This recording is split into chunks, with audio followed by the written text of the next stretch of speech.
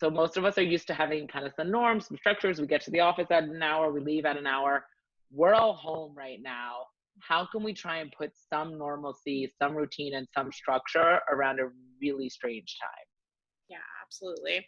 I think right now the biggest thing I see is that we have to find a balance between structure and flexibility. So I do encourage people to sit down and say, okay, what routines can we commit to keeping? So, for example, if your kids wake up for a certain time for school most of the time, maybe you don't want to get your kids up at 6:30 if that's when they normally Mhm. have to get up, right? But maybe you get them out of bed by 8 every morning and make sure they still stay in their regular morning routine and keep things as normal as possible for them, because that way you're not going to throw off bedtime and meal times and all of Mm. those other things. So the thing about structure and routine is that each and every system is dependent on the other one, right?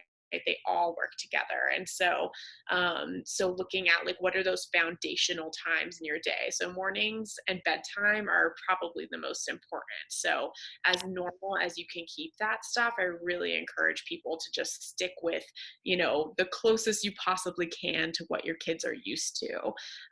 But then within that, it's also be willing to adjust and be flexible, right? Just like we talked a little bit about with, communication with your partner and going week by week right now and just seeing what's going to work. The same thing goes with your routine. So you might have to course correct as you go because this is a really unpredictable time.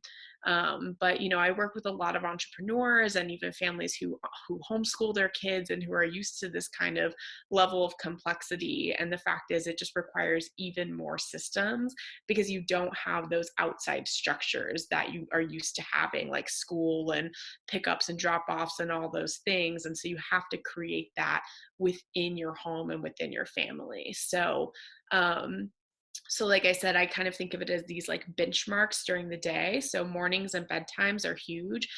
But then also, like in the afternoon, maybe even if your kids are older and they don't take a nap, you could schedule quiet time in their room. So that could be like 30 minutes to an hour where they go in their room and you set them up with some books or a couple of toys and you kind of dim the lights and just give them a little time on their own and, leave the door open if that feels better. But kind of set up a couple of times during the day that you commit to, and then know that not everything is going to go to plan every single day, and that's okay, right? But if you can have those few moments that like these are the things we can count on, that goes a really long way, and it kind of keeps a rhythm going so that things don't kind of go into chaos.